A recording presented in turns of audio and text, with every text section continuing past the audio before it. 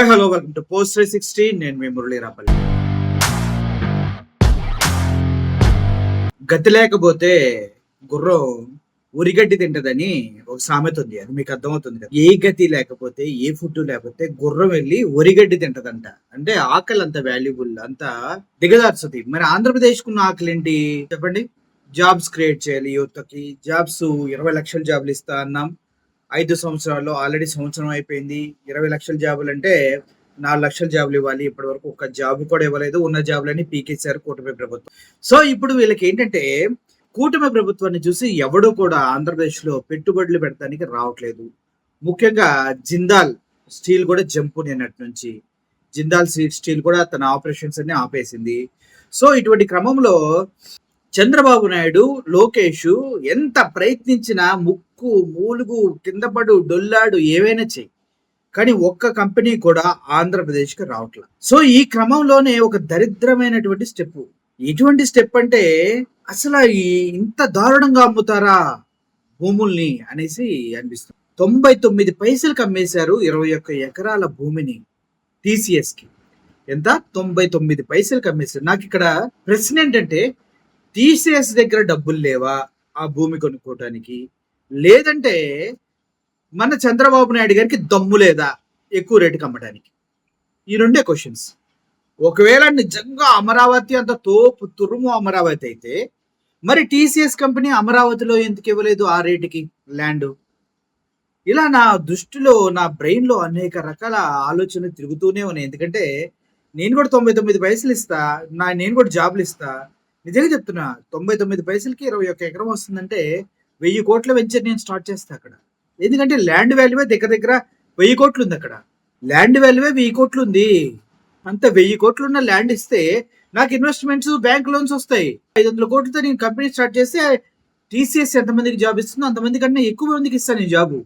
Basic idea లేకుండా companies కి 99 పైసలకి 21 ఎకరాల భూమిని ఇచ్చేసినటువంటి కూటమి ప్రభుత్వం ఏమనాలో నాకు అర్థం కాలేదు. కానీ మా బుడ్డోడికి మాత్రం ఈ విషయం పైన చాలా చిరాకు దొబ్బిందనమాట. చేత కాకనే చంద్రబాబు నాయుడు ఒక్క కంపెనీ కూడా రావట్లేదు, ఏదో ఒకటి తెప్పించామని మమ అనిపించుకోవాలని చంద్రబాబు నాయుడు గారు ఇటువంటి పని చేశారు అంటూ ఆయన మా బుడ్డోడు రెచ్చిపోయాడు. ఒకసారి చూడండి.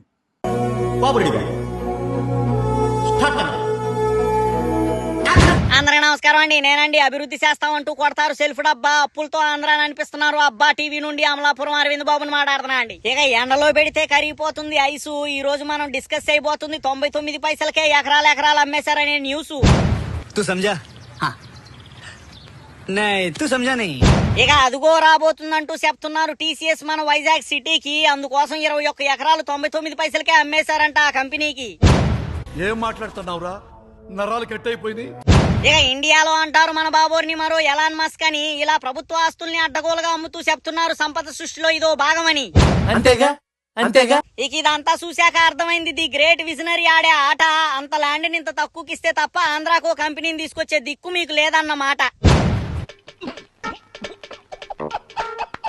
ఇక ఈ మాత్రం దానికి పొద్దున్న లేచినప్పటి నుండి అభివృద్ధి అంటే బాబోరు అంటే అభివృద్ధి అని మమ్మల్ని రుద్ది ముద్ద చేస్తున్నారు కదయ్యా. ఇక ఇలా ప్రభుత్వ ఆస్తుల్ని తక్కువకి కట్టబెట్టి ప్రైవేట్ కంపెనీలను ఆకర్షించాలన్న అరుదైన ఆలోచన కలిగిన విజనరీ దేశం మొత్తం వెతికినా దొరకడంటూ పలువురు రాజకీయ విశ్లేషకులు కుసకుసలాడుతున్నారని సమాచారం అండి. ఉంటాను మరి.